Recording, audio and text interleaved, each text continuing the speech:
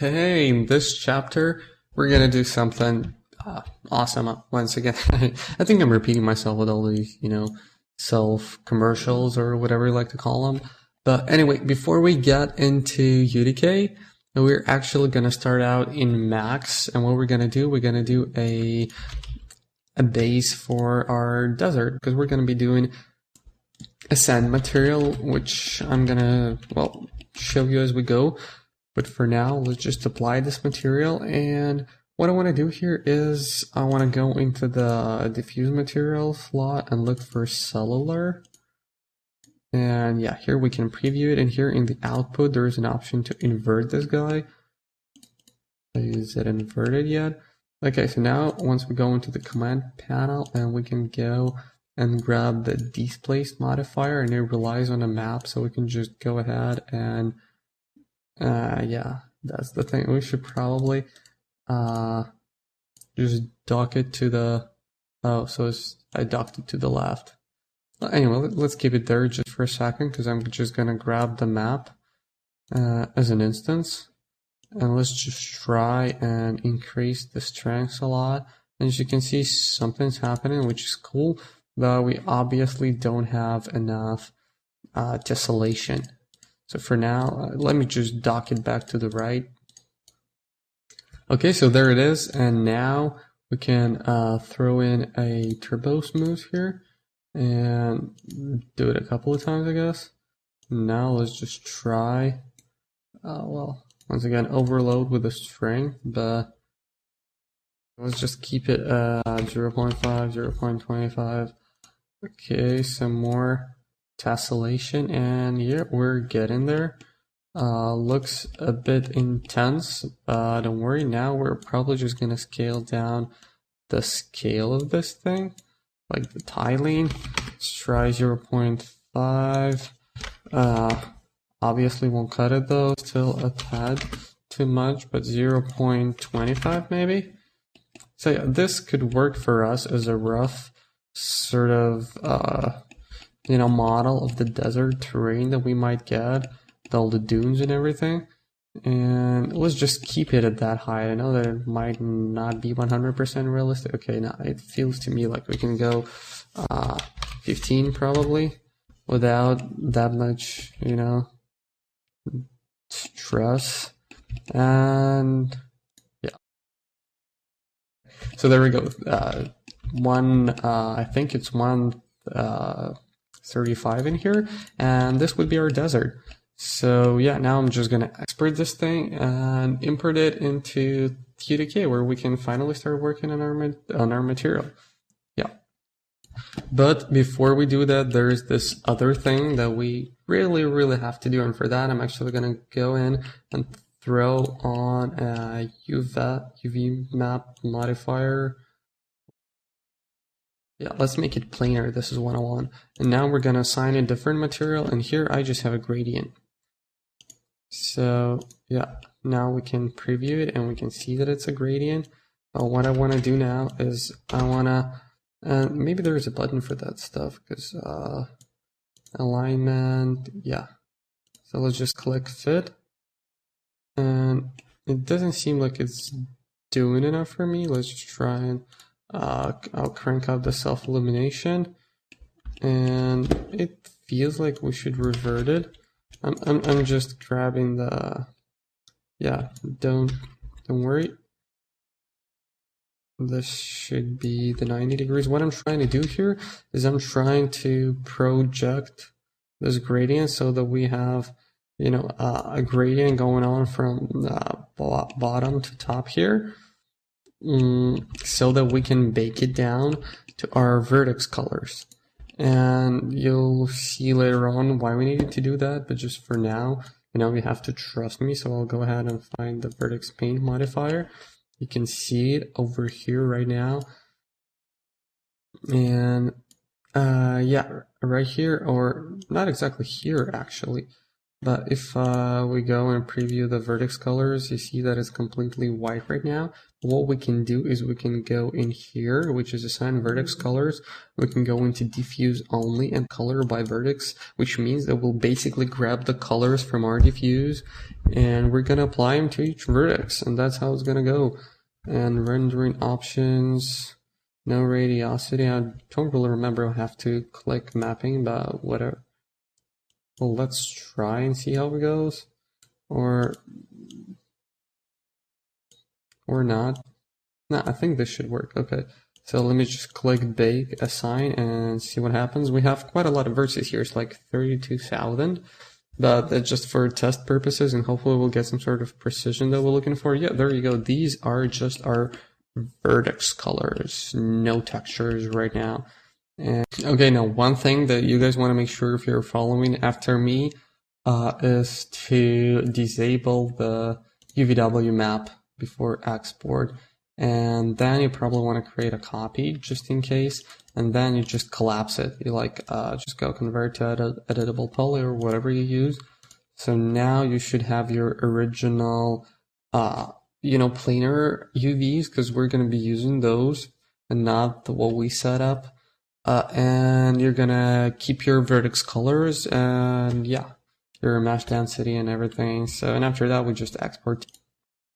And there we are in UDK, and you can see our desert being here, all pretty and stuff. And you can see that the mapping is like strictly planar, which is kind of nice and dandy for us. And we have some sort of terrain going on, a tad too sharp. For desert, we could probably just throw in another turbo smooth or relax on top of it. But I think we're just gonna roll with it. Okay, so let's get started on our material. Let me go into my material editor here. That is off screen so you can see it, guys, but that's okay. So I'm just typing my desert demo name for the material. Now I can just drag it in and we can make it pretty, guys. Okay, so now the first thing that we're going to do, and yeah, you probably want some sort of a breakdown of the features that we're going to have before we're going to, jump into this thing. So here's the deal. We're going to have everything related to wind, to the wind actor in UDK, which means that the direction of the projection of the send waves textures is going to be dependent on where the wind is blowing from. Everything is going to be animated, so the speed that the specific grains of sand and the general sand waves are going in is also dependent on the strengths of wind. And like that wasn't enough, we also going to make the mesh itself animated. So our dunes are going to sort of decrease in size and the newers are going to grow over time. And this is going to be pretty awesome. This is some sort of a simulation that I've done for my desert environment. And it was kind of fun. I never ended up showing it to anyone, but now we'll be able to recreate it. And it should be pretty flippin' awesome. Okay, so the first thing we're probably going to do is we're going to just create our texture sample and then just go into texture coordinate here and just create some tiling, or you know what, we're gonna go and just create a constant 3 vector, convert it to a parameter, and then we're just gonna use it as our sand color. For example, we want our sand a bit more reddish, kind of like this, for example, and let's just call it sand color, and in the alpha we'll just put grain tiling. So yeah, it should be prettier that way. Now we can just go in and grab a multiply node, and you can see me do that, and then I can just plug it in here. And for general purposes, for previewing purposes, I might actually plug in the mesh. Well, just a sec, let me use another multiply, but I just plugged in the desert mesh that we did just now. Not even multiply, but I think add would be more correct, because our little sort of grains of sand in this texture are actually just like bright white spots. So you can see we'll be grabbing not the whole texture but the green channel. This is also my bad. And now we just plug it in And you can see there's our texture and there's our sand and everything. And now we probably want to tile it like through the alpha channel like a bazillion times or something. But yeah, now we can see that we get this fine little grains of sand. And I'm just going to rotate the light so we can see the whole thing a bit more. And yeah, so this should be our diffuse. And guess what? I think that would pretty much conclude the diffuse part of things. Or, I mean, we could play with the UVs later on, but I don't think that would be that important at this point. So we might just keep it like that. But if you guys ever want to, you know, make a full-blown working material out of this thing, then you might probably want to go in and do what we're just going to be doing now for our normal maps. Just let me grab one and plug it in here. So yeah, this would be our normal map, and you can see this is just like some random sand waves, and it's kind of hard to judge because of the scale. So yeah, let's just do something to tile this. Okay, let's just create a constant, plug it in, but before we do that, let's just convert it to a parameter and call it waves tiling. Let's just tile it like 5 times, or I think 5 wouldn't suffice. Let's go for 9. And then we plug it in, we'll plug it into the UVs, and this is something that we're going to have, which is still not enough. So let's go for 13, because it's like the best number ever. And this should do for now. I mean, it obviously looks ugly as hell, but don't sweat it, we're gonna get there. The thing that I want to do now, and it's going to be kind of hard to preview in the material editor, that's why we'll be sort of switching with the game editor itself. But what we're going to do now is we're going to make this little thing of us wind aligned, which is kind of awesome because you'll be able to rotate in real time. And what we did before, we did sort of dot products was where the wind was pointing, you know, for moss generation and stuff like that. But now it's gonna be even more awesome because crap, I want to dock it back now, but I don't really know how. Okay, I got it fixed, guys. So yeah, now we have our wind and direction actor. And what was I talking about? Oh well, yeah, we used like a dot product to just specify where the moss was growing, but now it's gonna be way different because we're gonna be using the wind vector to specify the direction that our UVs are going to be rotated in order to sort of make the sand waves aligned. And this is like a whole different deal, and we'll be dealing with this stuff in the UV space. So yeah, let me just show you how it's done. Well, first we got our wind component, and then I'm just gonna go and grab the component mask because we're probably just gonna be needing the X and Y coordinates of the wind, the direction that it's pointing in, because that's basically what the UV space is. We have just 2 of the components, but now the funny thing is now I'm just gonna go into a custom node. There we have it. There's our custom node, and output type, let's just make it a 1, and description, let's call it I don't know, direction alignment. I hope I spelled it right. Anyway, we can click here and click this little button, click to show the editing box, and here we're just going to use a standard function. Oh yeah, and we need to specify our inputs. So yeah, we'll get back to it. I'm going to explain it to you guys, don't worry about it. But here are our inputs, and we have our input number 1, and we need an input name. In order to do that, let's just use I don't know, the name wind coordinates, and let's actually copy paste it because we're gonna need it. So yeah, you see that it changed to wind coordinates over here. Let's go back to our function, and let's just do something like this, and like this. We have here is a tan2 function is an arctangent function from trigonometry or whatever it was called, and basically what it does, it gives us our value in radians, I think, for the angle that we have from the two coordinates of the point on a plane. And basically it's tied to that whole sine and cosine thing. And yeah, for you, it's just like, well, generally speaking, a pre-made function that allows you to get a one numeric value for the angle from the two coordinates.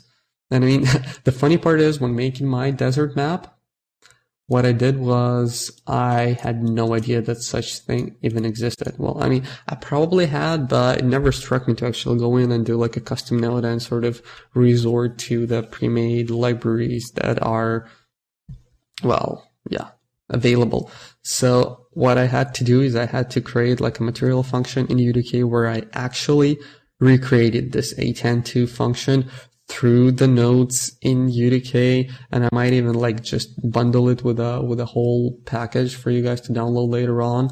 But just the lesson that I sort of want to communicate here is that it's nice to be able to reverse engineer stuff. It's not that important to know where what lies when you are willing and capable, to dig in and just recreate whatever you need, on your own.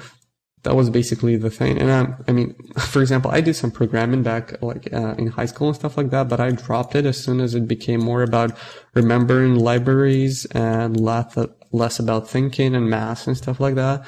So at this point, I think that, this thinking and math helped me out. I mean, I definitely wasted some time for not learning the libraries and everything. But at least, I ended up being self-sufficient and being capable to get what I want with just thinking. And this is something that I would just strongly advise to you guys.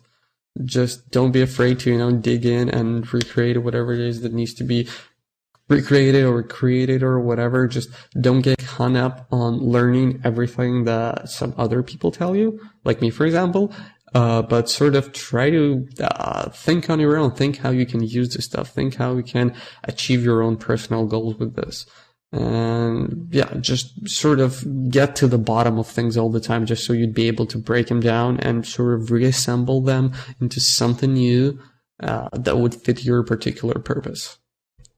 Yeah, that's it. And yeah, I'm sorry I digress, but let's get back to the shader here, and I'm just gonna grab my rotator node. And yeah, no time. So, but we have speed here, which is not very nice. Okay, the one thing that we need to do is we need to plug the speed at 1, and then we need to create a component. Not a component, but it's a constant, and just something that would be a 1 as well. Just so, basically our wind actor would describe the full circle, because if we're making a full circle in one amount of time, then the whole sort of gamut of the coordinates that we're gonna get should be able to describe this full circle. So that's why here is 1, and here in the speed we also have 1. But now let's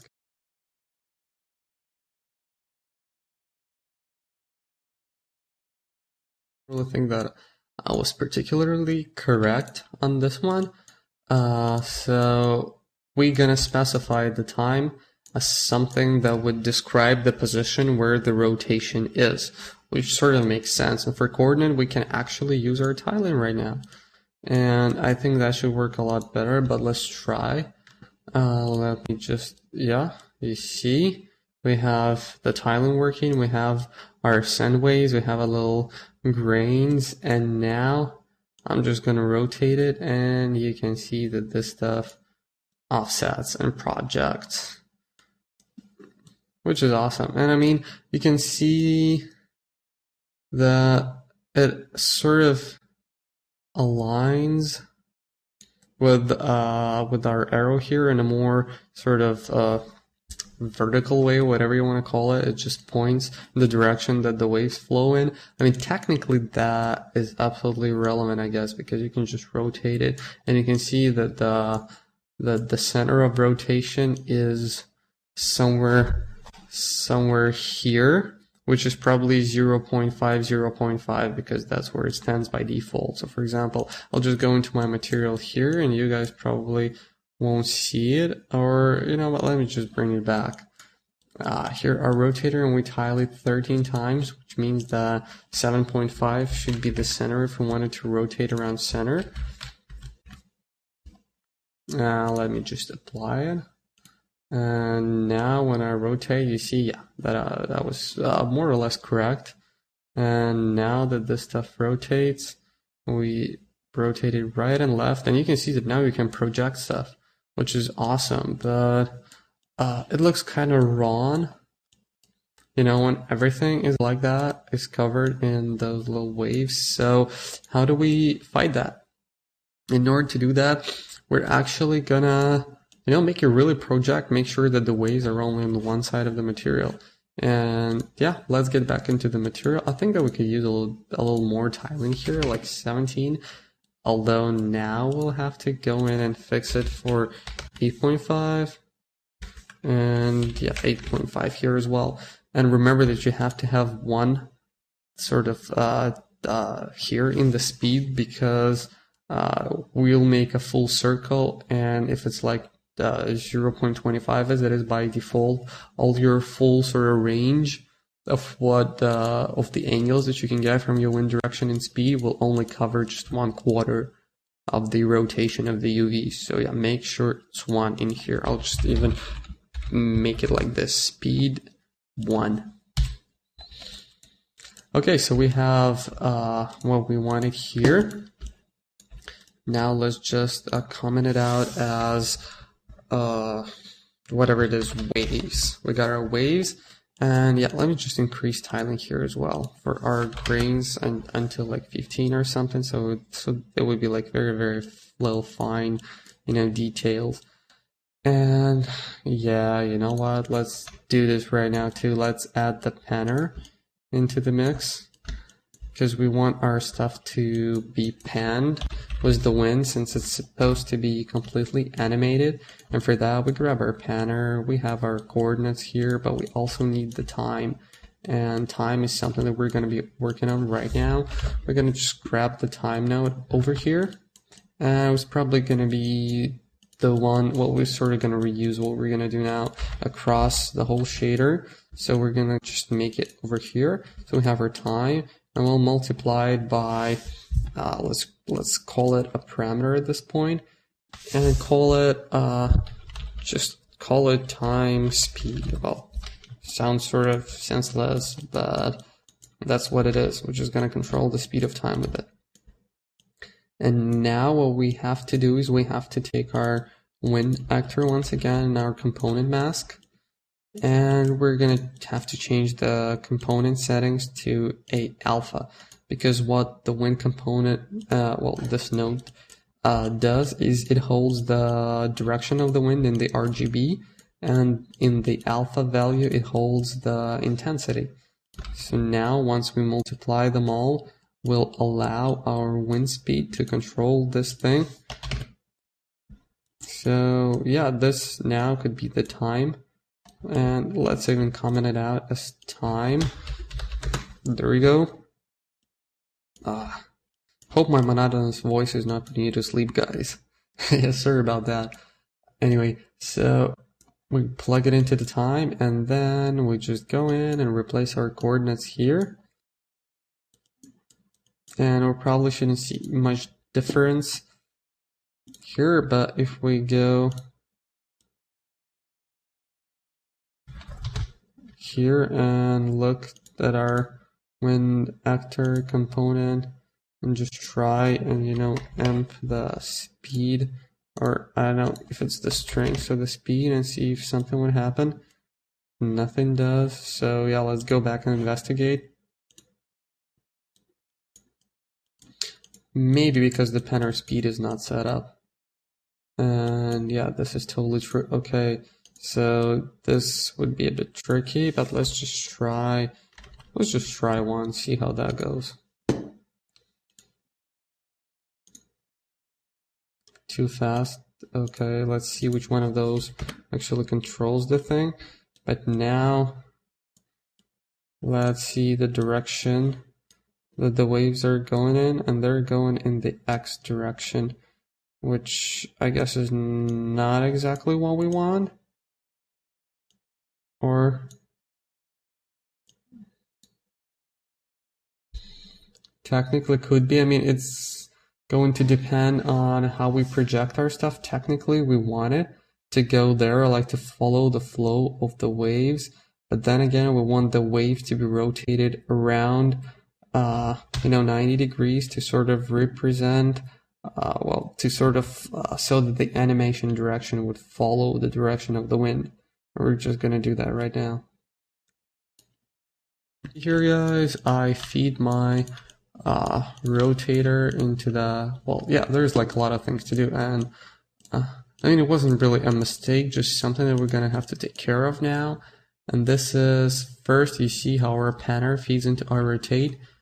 This would technically mean that, I can even show you right now real quick, or just let me get to our top material again.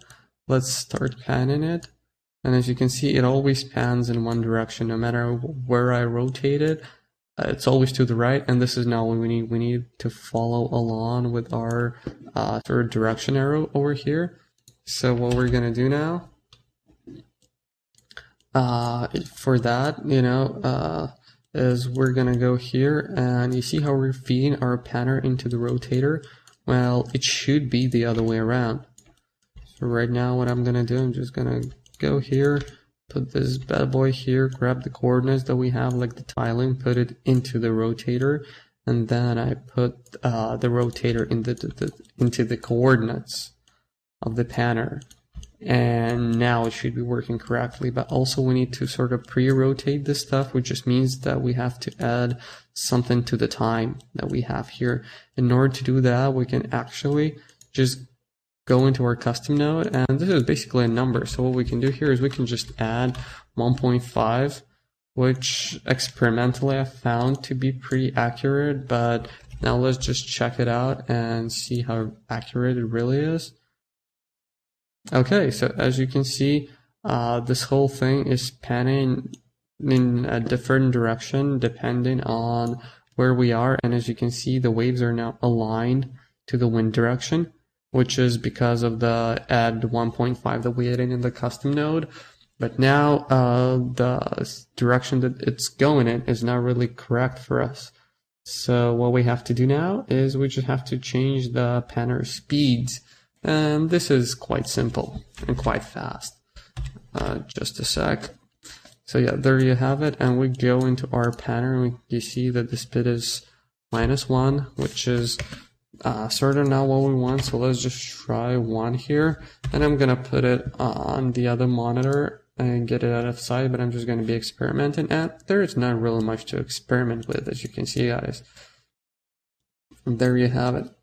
There we have our sand flowing in the direction that our wind actor is pointing in, and no matter where we rotate it, it's gonna keep going in that particular direction, and we can control it through our speed values. And well, don't get overly excited. I mean, this by itself is pretty awesome, I think, but that's not it. Let's just input 0.1 because the sand in the desert moves very, very slow. But actually, it's not that slow, and I'm gonna tell you a bit more about it later. But now we've got some stuff to do. So let's get back here. And yeah, now we have our waves done, but now we need a mask.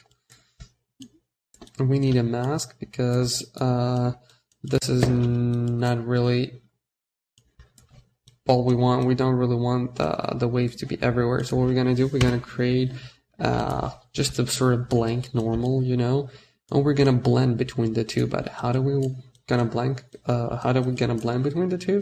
Well, we're gonna grab a linear interpolate node, obviously. But what's gonna be the mask? That's the question. And the base is going to be the sand, and this is going to be blended on top of it, where we're going to have our waves, and we're going to have them where the wind, on the other side from where the wind is blowing. So for that, we're going to grab our wind direction and speed, and then we're going to grab our, let's just copy it, our local normal again, and now we need a dot product. Let's see how that goes. Should be pretty cool. And we also need a constant clamp, as we always do here. So yeah, let's just plug them in and you'll see what I'm talking about. I'll try to preview it for you guys. And here we should also add a power node just to control the sort of the widths of the blending mask that we're gonna get. So let's just get a constant right now. And let's just convert it to a parameter and call it directional mask contrast. Let's just make it 2 for now. I mean, as much as it works like a contrast, it could be sort of an anti-contrast as well, which is nice. But for now, let's just plug it into the emissive. Oh, and we have an error here, and the error being flow 4, yeah, we need a component mask for a wind direction and speed, and we need to plug it in. Oh yeah, by the way, I'm actually quite glad that happened, because I can share another tip with you guys. And you see now when I just sort of create copies and just tick stuff around and whatever, you know, it happens super fast. This is because our shader is broken. I actually do this on purpose a lot whenever I have like a power node, and I just get rid of one of the parameters, because then the shader editor is just flying. So you can sort of assemble your scene really, really fast, and then you can just plug it back in, because sometimes, you know, when you're already know what you're doing, there's just like a number of basic steps, but you still have to, you know, wade through them, and there's little loading times when you plug stuff back in. This is not really what we need. And preview the alpha, because believe me, that would be way easier for you guys. And one other thing is this is actually treated like a world normal. So we have to use a transform on this one and try to transform it from, I know, let's just keep it at that and see if that works. But if not, we'll just be able to play around with it a bit more. So yeah, let me just grab this guy and see how good this is working. And let me just see, oh yeah, there we have it. We have a mask, ladies and gentlemen. You see that as we rotate it, it sort of feels the parts that are sort of in a, yeah, you can see that are opposite to where the wind is pointing, and this is exactly what I wanted.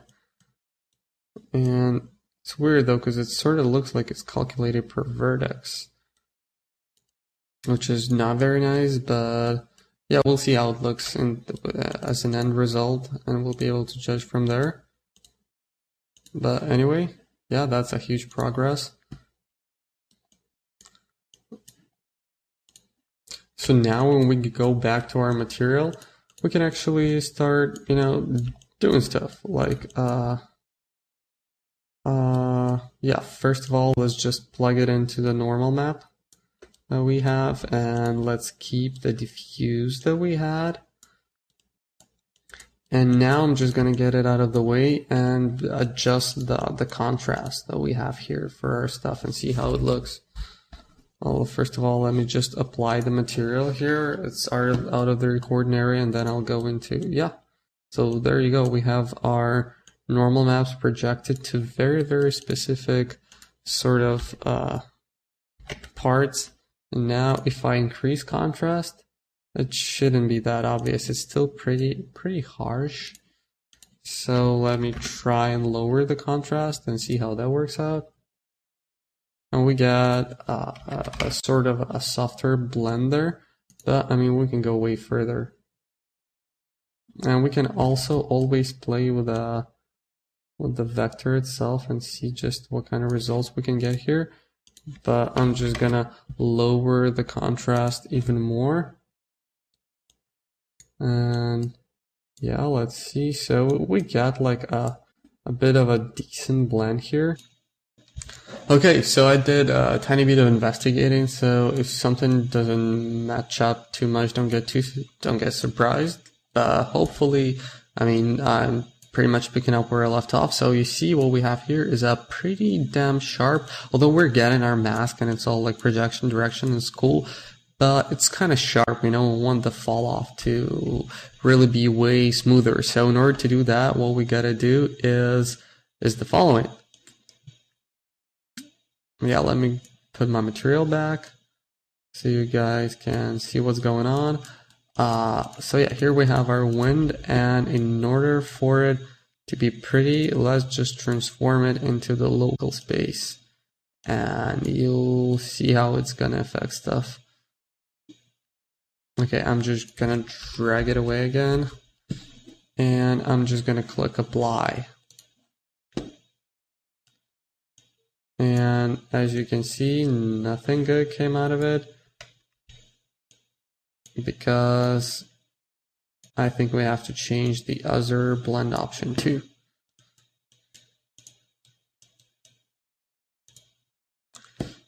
Yeah, that's the thing. So, I mean, it was still black, and that was my fault, but that is all because of this little bugger, the sort to local. And this is something that is sort of hard to predict, but this is something you'll just have to play with. But as you can see now, we're getting these really cool and smooth gradients. So you can see that I can sort of go with it like this, then just rotate it around, and you'll see that it looks way better than it did before. It's not that sharp. But in order to sort of give us an opportunity to play with this stuff, I think it would be wise to add an add node and then add a power node, so we can sort of increase the reach of our mask, and then we can increase the contrast.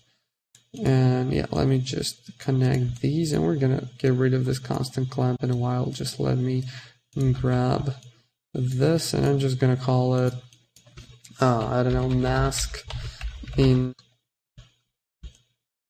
oops, and then just grab another one. Oh, and since we're actually adding it, yeah, we don't really want it to be 1 but rather 0.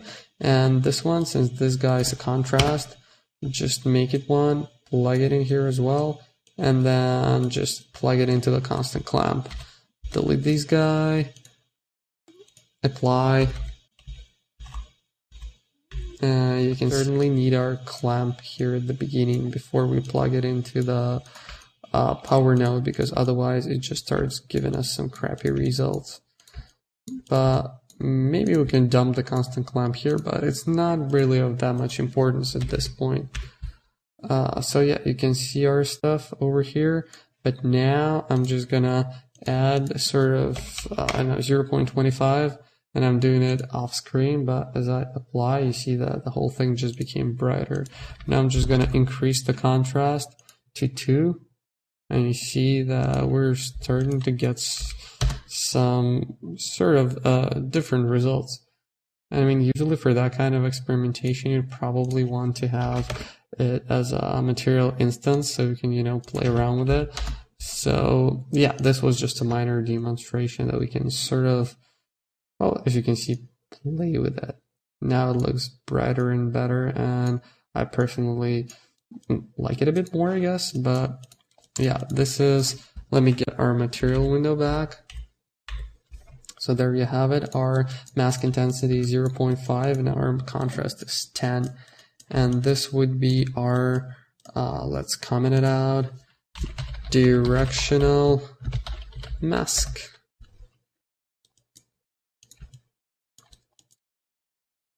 Plug it into our alpha over here, and then plug this whole thing to the normal map. Unplug our emissive. By the way, to unplug stuff, you just click Alt, and then you hold Alt and you click the connector. And yeah, now finally, let's see what we've got.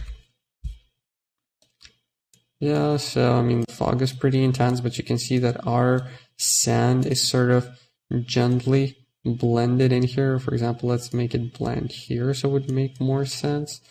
And now you can control the fall off, you can control everything.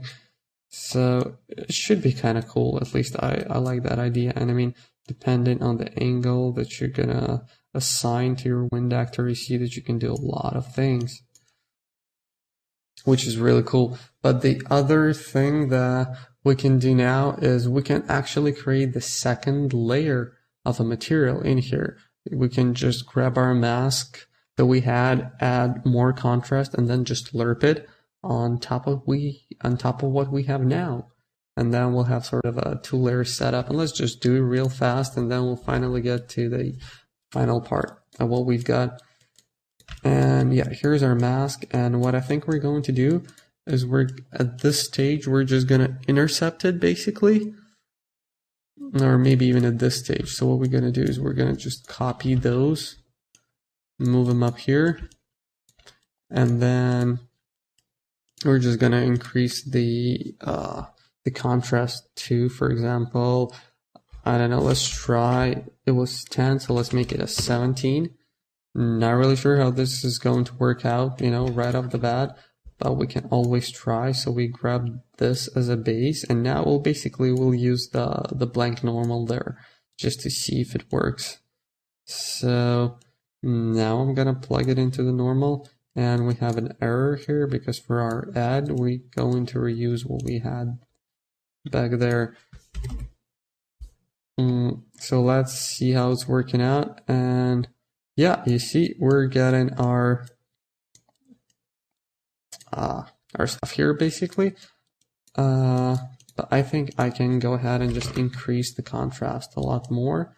I'm doing it over there on my second monitor, so you don't see it, guys. But now as I click, you can see that the space sort of shrunk, and we can actually put a different normal map here. And you know what? I'll just do that so you guys could have like a better picture of what's going on. I'm just gonna grab a rock normal that we had, and I know it's not tiled or anything, but maybe it'll help you paint a clearer picture. So I'm plugging it in on my second monitor,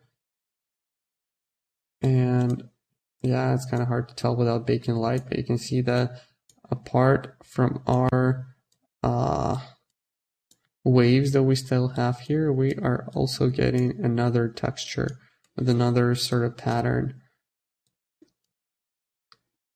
Something where it would be more visible, like here, for example. I mean, you could always pump up the intensity, but I just wanted to give you an idea that you can use this to create some sort of slopes and stuff like that, where there would be sort of change in the pattern that you have.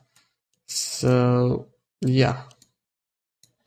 Okay, so I went ahead and decided, you guys. So now, as you can see, I sort of separated all my parameters between the two textures that blended at different heights, and you see this white little dots. This is probably because I'm missing a constant clamp somewhere, but that's not really that important. All I wanted to show you guys that now we're projecting the second layer of texture on the steepest of angles over here. So for example, if you would make like a desert and then something going more vertical, it would be there. And we're doing that exactly the way I've shown you.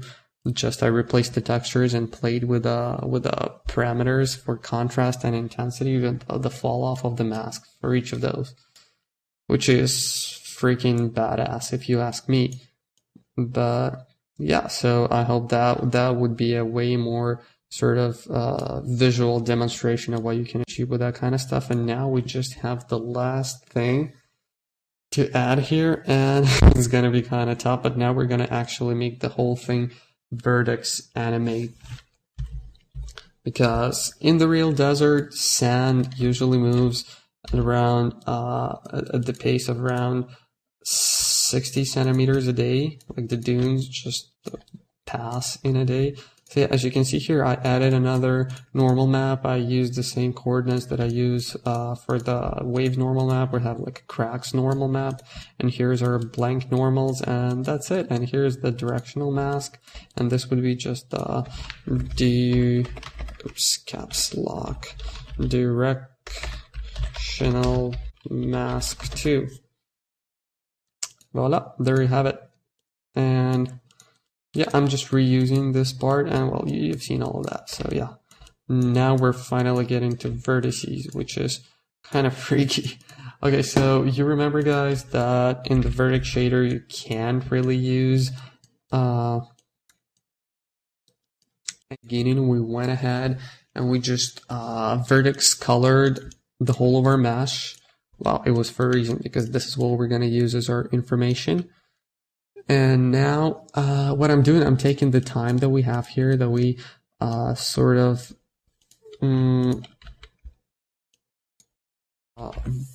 create another parameter. Yeah, autosave, sorry, movement speed. And now we're gonna grab that and we're gonna plug it into the time that we have, just so that we have an additional control for our vertex transformations, another sort of time node multiplier. And now we just plug it into our sine, and then I think we're just gonna have to play with the linear interpolate.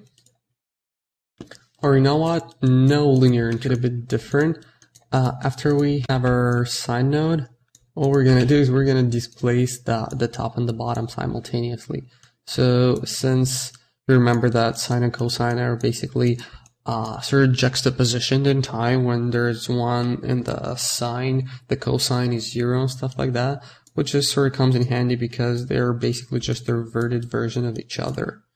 So now I'll just go ahead and grab a constant for us, because we want to have some sort of control over the amplitude of the whole thing. So vertex animation amplitude, for example, and let's make it, I don't know, something not that big, 0.5 at first, just to see how far they would go. But then what we would have would be our world normal, because we need our, well, basically per vertex normal that we have in the vertex shader, and we have to multiply our stuff by it so that it would have sat along the normal. This is pretty important. And after that, pretty much the only thing left is to just offset it by the mask, which is our vertex colors. So let's grab our vertex color here, which is red, and we'll multiply what we have, well, which is red. I mean in the red channel, because it's technically in each and every channel, but we can use just one. But for the other one, for the cosine, we want the motion to sort of come out through the other way. That's why we'll have to go and get the 1 minus. We'll have to revert it. And once we revert the mask, we can multiply it here too.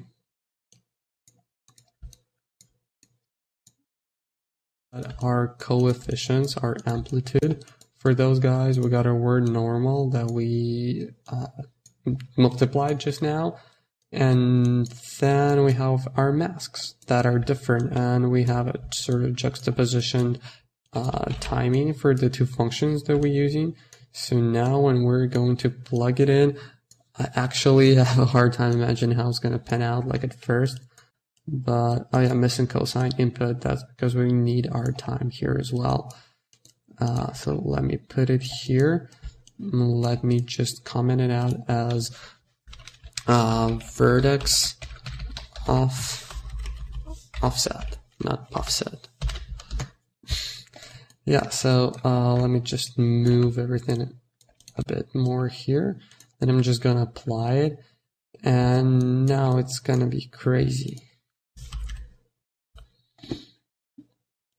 Actually jumped, that's because this thing is working, which is kind of nice for us, but it's not super fast. So let's go into the speed of the wind here, and let's adjust it, and I don't know, let's make it 5 times faster. So you get the idea. Okay, it's moving. Okay, 10 times faster. You see that there is some motion going on. Okay, 20. Let's just see how it pans out. And it seems like the amplitude is pretty small, so we can't see much of a difference. So I'm just gonna go ahead and here in the material where you don't see this stuff, I'm just gonna plug 1.5 instead of 0.5 and see what happens.